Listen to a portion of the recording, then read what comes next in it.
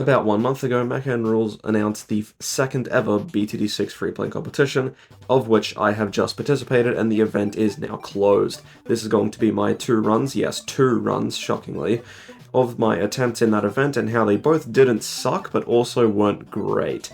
But to catch you up on the BTD6 lore. About 4 months ago, Mecha Rules announced the first ever freeplay competition. 19 people competed, and I got a sad 11th place. That's bottom 50%, that's garbage! And as a freeplay YouTuber, I wasn't going to let that happen again. So in this event, I actually started trying slightly. Yes, I'm not even at full power. If I was at full power, I would get to around 1,000 with only 1 dirt monkey, so I have to shelve that strategy for the time being. So the rules for this freeplay challenge that I competed in are relatively simple. It was on Spice Islands on reverse mode, medium mode obviously. However, the twist was that you are only allowed to use 2 of the 5 islands available to you. Also, Azili was banned. Speaking of Azili, the hero that I chose is a very interesting pick, because I decided that Geraldo would be better than Adora in this challenge. But wait a minute, Brazio, Adora can buff the Sun Temples. Well, yes, you're correct. And Adora can buff Sun Temples, and that makes her the second best late game hero besides Azili. However, with Adora's new nerf, and there being only room for 1 or 2 temples on the entire map, Adora is surely worse than Geraldo, who can give extra Paragon totems, and his NFT can give us early game cash, which is very useful. My farming at this point is very basic. I just have 200 banana farms down, with plans to get a balloon trap and a rubber to gold alchemist to earn extra income from the balloons, because the balloons are my main source of income, not the banana farms. At round 37, I unlocked the ability to exploit the banks for money. This is huge, because banks will earn actually a relatively decent amount of money in the early game, and while they are pretty useless after round 50, it is very nice getting one before round 40, because that's just a free $9,500 at round 50. I'm going to show you a trick here called the Ice Monkey trick, and it is going to be utilized by pretty much everyone in this competition. So, I'm going to explain to you how it works. Let's say you want to put down a dart monkey. Now a dart monkey has a footprint of size 6, so it's 6 units across. This means if you want to place it, you need a free space with nothing on it, that is in a circle with a diameter of 6 units across in every direction. If it's any smaller than that, the dart monkey will not be able to be placed. However, once you've placed a tower, the game only cares about the size of the tower and its central point. So the unit of the tower's size and its central point, it then determines where everything can be placed around it. What this means is, as you can see here on screen, if I use the Ice Monkey to allow the banana farm to be placed kind of on the water, because the ice counts as land, and then sell the Ice Monkey, the banana farms stay there because the central point of the banana farm is on land, and that's all the game cares about. So here, as you can see, I can sell the Ice Monkey. Both the engineer and the 2 banana farms stay there, when usually they wouldn't be able to. A good way to identify if you've actually placed a tower on land is if you place it, and then this small little white frozen thing appears. If it does, then the tower is placed on water and will be sold along with your Ice Monkey. This is not good, and this is banned. However, for larger towers like banana farms and helicopters, you can't really see it, so you kinda just have to hope that it's on land and hope you don't cheat. After a bit of work, I finally managed to get this as the farming setup for my second island. As you can see, I have 2 banana farms, an engineer, an Ice Monkey to hold everything up. Trust me, I checked, I sold the Ice Monkey is just there for a stall, and also because it's the only thing that can actually be placed there. And a discount village, that's going to be my Monkeyopolis later in the video. I also died of purples, what a loser. At round 54, I decided to also use the Ice Monkey trick on my left island, so this is island number 1. I decided to get down 2 banana farms and a druid and to re-get Geraldo, because Geraldo was just so useful. I do also try to have an engineer and a druid at the same time, but I decided to just...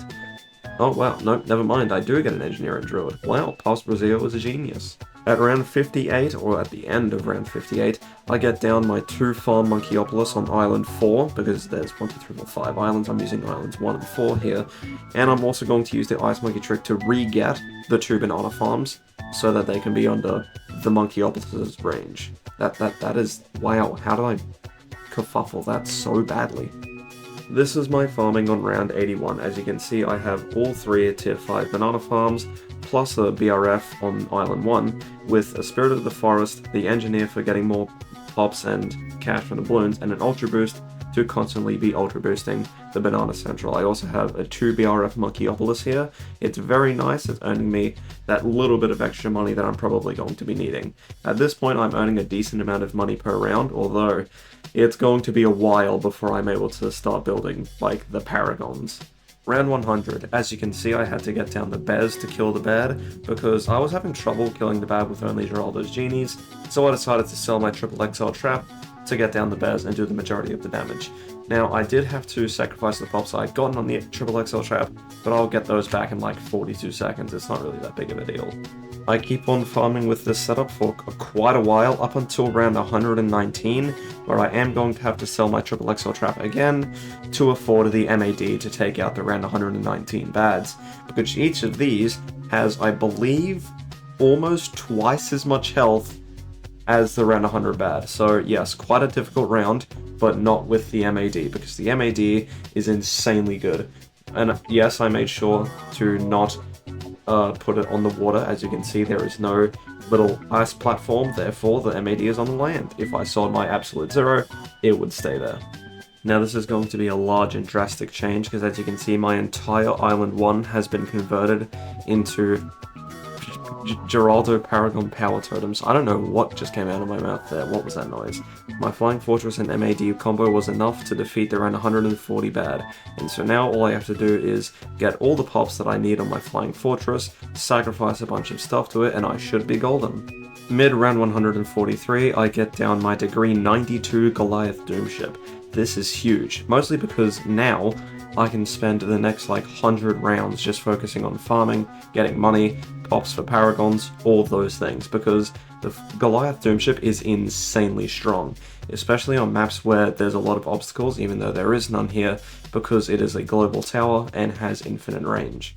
Once again, my island has been transformed from round 177, not from round 177, Brizio. Wow, good going off script there. This is why you need a script, Brizio, what the heck. Anyway, as you can see, I have a boat on land, which makes negative sense. However, you must remember that the Ice Monkey trick also works with the Lord of the Abyss, because the Lord of the Abyss creates a section around itself where you can place water towers, which is very helpful, meaning that I can put the Submarine Paragon on the carrier flagship. Round 182, I get down my degree 84 Navok of the Seas on the island, and I'm going to be putting down another boat because I want the carrier flagship as well, since the position that it was in was actually relatively optimal, and I also get down degree 1 Submarine Paragon for the cooldowns. Most of my strong Paragons are going to be on this island under the influence of the submarine's cooldown, because the Submarine Paragon only affects Paragons that are within its range. Round 200. As you can see, I have made almost no changes except for more farming towers and also Paragon Power Totems, because why the heck not? As you can see, the setup I have currently is completely obliterating the round 200 bad, and I'm not even using the Navox hook-in. This is a very good sign, because it means that I can survive for a while and keep on farming for my Paragons. I managed to get my degree 82 Ninjagon on round 240 after sacrificing all of the Paragon Power Totems I had placed, because I actually had quite a bit of them. However, keep in mind that every extra Paragon I place, or every extra tower I place, is less space for the Paragon Power Totems. So, this creates an interesting dynamic where I have to get my strongest Paragons early so that I have enough Paragon Power Totems to make them worth getting. However, even after injecting a ton of Paragon Power Totems into the Boomerang Paragon, and a ton of cash as well, I failed to defeat round 282. There are simply way too many fortified bads, and I do not have the money to actually afford anything else. So I can't exactly do anything here, except I can. The observants among you may have noticed that I never sold my Quincy action figure, and over the past 282 rounds it has gained an absurd amount of money in sell value. $6 million. That is enough for so many Paragon Power Totems and all the money I need for the rest of this defense. The TSG, the rest of my Paragons, the support towers, everything is there. Because now, with $6 million in the bank, I can afford the Wizard Paragon. And this is going to be the boost I need in my defense to get me not just past round 282, but all the way to round 300. Because the Wizard Paragon has its Metamorphosis ability, of which is one of, if not the strongest abilities in all of BTD6, except for maybe Azili's Hex. Maybe I could do a tier list of how strong each ability is. Could be fun. Although I will give credit where credit is due, the Wizard Paragon was not the only thing responsible for getting me to round 300. That also belongs to the True Sun God and the Mega Massive Munitions Factory, which is way too long for a Paragon name, but whatever, it's not my decision. At this point, most of my defense is actually already built, and all I have to do is get down the one Paragon that I have left, which is the TAC. The TAC isn't really the strongest Paragon, but it's a useful Paragon for late game, because while it doesn't do too much damage with its main ability, although at high degrees it can be pretty useful against bosses, its main strength comes from its Meteorite ability, or its like Nuclear Bomb ability. What do people call it again? I have no idea. Whatever, that thing does upwards of several 100,000 damage with no delay to it, unlike the Spike Factory Paragon, which would probably encourage more people to use it unsubmerged. Ninja Kiwi. Anyway, moving on, as you can see, my defense is tearing through these rounds, and if you notice, I'm not adding anything to the first island because there my setup is done. I have all the towers I need, I have an Ultra Boost, Geraldo, I have the Engineer, the Boat, the Sub, the Ace, and the Spike Paragon there, as well as a Glue Storm and a Triple Mob as debuffs. For the first island, I have a Wizard Paragon, a Boomer, a Ninja, I'm going to have the TAC, and I have a True Sun God, as well as an Absolute Zero. I didn't have to say all that, you could see that with your own two eyes, except for maybe the Glue Storm, which is hidden behind this blip. I'm leaving that in. I'm going to keep that in. Brazio is added to the list of YouTubers screwing up the script compilations. Let's go. Add me to your compilations. Anyway, moving on. As you can see, the Glue Storm, well, as you can't see, the Glue Storm is hidden behind the Spike Factory Paragon, and you can see everything else because you are not blind, unless you are, in which case, how are you watching this video unless my audio is very interesting? Please subscribe. Anyhow, on around 316, I got down my Degree 88 Crucible of Steel and Flame, the final Paragon of this run, because there is no chance I'm getting the Dark Paragon. Are you kidding me? No chance. Anyway, moving on, I am going to get down the rest of my support towers. This includes a Middle Path Desperado, a Permabrew, the Ultra Boost, and the Mad for some extra damage. And it may have been the extra damage from the Mad that actually pushed me over the edge for round 318, because oh my lord, this was a difficult round. I spent over half an hour doing over 20 attempts on this round alone. I tried leaking everything to a Legend of the Night, I tried using all my abilities, I tried Jerry Totems, I tried Genies. In the end, what worked was a combination of the first three. I decided to leak the bads to the Legend of the Night, and then use a Geraldo's Totem to leak them again. What that means is I can use the LOT and ability twice per round if it is up at the beginning of the round, which is very helpful. Around 326, I was forced to use this gimmick because I did not have the Legend of the Night ability up at the beginning of the round because I used it for 325, so I was forced to use one of my two Jerry Pots to reset its ability. This sounds okay, but is actually very bad. This means that if I use the Legend of the Night's ability, it resets again until I can use it again in 3 minutes. However, if 326 is this difficult, 327 could potentially be worse, since bads are faster and have more health. So I'm not very much looking forward to that, although I do beat round 326. The same is for round 327. I beat it, but I have to use another Jerry Potion, and this means that I have no Jerry Potions left. So if 328 is incredibly difficult, then I am dead. So it turns out 328 was only the most difficult round out of all of them. As you can see, it started off with a Fortified Bat, which isn't really that hard. Yeah, I had to use one of my Navar cooking abilities, but that's okay. However, the second bad also comes in, and I also have to use my second Navar cooking ability for this bad. So now I have no Navar cooking abilities, and my Legend of the Night is on cooldown, and it's definitely not coming up before the bads leak. As well as this, the regular bads are actually starting to become a problem, because they just have so much health. And when I saw this group of Fortified Death, I was just like, yeah, no, 328 is the end. There is absolutely nothing I can do here. All my abilities are on cooldown. Even activating the sub ability, even though it didn't go off, it would have done nothing. That's a degree 1. So yes, 328 was the end for Geraldo. Very unfortunate. I really did think he would get further. the extra Paragon degrees that were given to the Paragons by the Power Totem seemed to be worth better than the VTSG. So I decided that 328 would be enough, and I uploaded it unlisted to YouTube. That was until I decided to test the VTSG super buffed on logs. It got to 325, which is fair. That's a huge improvement over the last time I tested it. But turns out I'd actually been pretty suboptimal, as all of you pointed out in the comments. Although I did say in that video to laugh at me if I made any mistakes, which I did, so it's pretty fair. But then someone on Discord sent me a screenshot, which I cannot find now, of the VTSG by itself at 340. That's pretty good. So with 14 hours left in the competition, I had to make a choice. Pull an all-nighter and finish this run, the second run, which I hadn't started yet, or be fine with 328. And unfortunately, my inferiority complex forced me to get into top 5, so I completely restarted with Adora. There aren't many major changes to my actual setup and or the farming or the processes or any of the towers, except for a few. One, I'm going to be ultra boosting and homeland defensing and everythinging the VTSG that I'm going to get. So that means I need a homeland defense, I need more debuffs, I need every single possible buff I can get on this VTSG, while also getting all 9 Paragons in my setup. All of them need to be a very high degree, except for the sub, I guess. However, since I do not have Jerry's farming totem, which carried my setup last game, I have to deal with not injecting any cash whatsoever into the Paragons, meaning the maximum degree I can get is 69.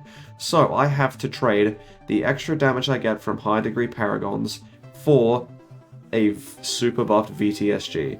I went with Geraldo originally because he was the safer play. I could have more farming, my Paragons could be high degree, but I wouldn't get a Adora boosted VTSG. But that's fine because I thought my defense would need to center around the VTSG.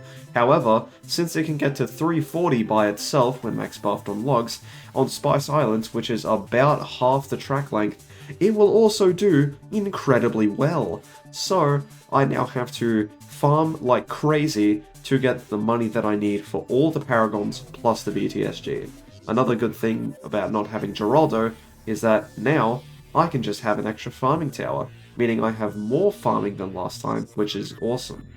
Since Geraldo's main method of farming is the Paragon Power Totem, and that was only used for late game farming, my early game farming is pretty much identical. However, the first big change is that on round 140, instead of getting the Ace Paragon, I got a max buffed Engineer Paragon instead. This was because my XXXL trap had the pops, but also I just didn't have the defense to get down something that actually would kill the Fortify Bad, and while I could theoretically sell my farming towers, that would hinder my farming, which I don't want. So instead, I came up with a much smarter option of getting a max degree Paragon down now, so that I wouldn't have to later. And it worked flawlessly. I got down the sentries from the Engi Paragon so that they would kill the Fortified Bad, and the Engineer Paragon didn't even attack the Fortified Bad. That's how strong its sentries are. That's how good a degree 88 is. As you can see, I do have an XXXL trap, which gets rid of the Paragon of Power. However, I need money, and money is more important than pops right now. Round 178, I finally make an addition to my setup.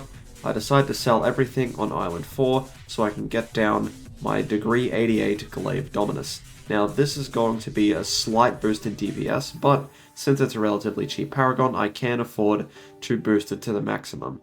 However, that does mean that now my farming is going to be slightly hindered, although I will make an effort to make as much money as possible. As you can see, I'm also putting down the Super Monkey as far top as I can, so that I'll have the least amount of towers needed to be in its range that can't be sacrificed, because if you don't know, you can't place anything inside the BTSG once it's made. Round 200 goes down incredibly easily with the addition of the Ninja Paragon and Adora, because, well, it's the Ninja Paragon, and also Adora because... Actually, not really. She doesn't really do damage. That's not the point of Adora in this run. The whole point of Adora's existence is to buff my BTSG. That is it. I do not care otherwise. These Paragons, plus the Wizard Paragon in the Temple, allow me to survive for a lot longer while still farming quite quickly. well into the 240s, because as you can see here, the Fortified Bad is not even in attacking range of the Engie Paragon yet, and it's still doing a lot of damage. However, at this point, my setup is starting to fail because, as you can see, the Fortified Bad is getting pretty far, so I had decided that soon is the time to make some additions. Since this run had actually a time crunch, I did not have any time at all to set up plans, so I'm completely in the dark. I'm just doing things as I go, which is not good, because you want to be planning your final setup, because if you make some suboptimal placements, then it is going to greatly affect you in the future. That's called foreshadowing. At round 255, I get the star of the show, the Vengeful True Sun God. Keep in mind that this is a 2-2-2-1 VTSG. Basically what that means is, for the temple I sacrificed primarily military and magic, however for the TSG I sacrificed all 4. So that means I only have one support sacrifice, because I plan to get a support temple in the future, because, you know what, just watch my VTSG video. With this and the addition of my high degree Ace Paragon, I can last for quite a while, because those are 2 strong towers right there. I'm also getting pops to my Spike Factory Paragon, which is why my homeland defense is on Island 1, plus I'm mostly done farming, because I am not going to be injecting any cash whatsoever into the remaining Paragons, because it is simply too much money. I do not have the funds required to make degree 80 Paragons, only degree 69s. That's not my fault, that's what Ninja Kiwi decided. Round 300. Now, this is where that foreshadowing from earlier comes in, because as you can see, I have my Spike Factory Paragon. But Brazio, you ask, what happened to the Sun Avatar you were going to make into a support temple? Wasn't that there before? Yes, it was. And I couldn't fit it in. I did not have enough space to fit my LOTA and my support temple on that island, because it simply just wouldn't work. I also needed the Spike Factory to be there, the Ace to be there, the TAC to be there, the Engie, the boat, because all of them will be affected by the submarine's cooldown ability, which is very, very important. However, this means that my VTSG is not getting all the buffs it needs. That is very, very bad, and I should have made this VTSG a 2-1-2-2 instead.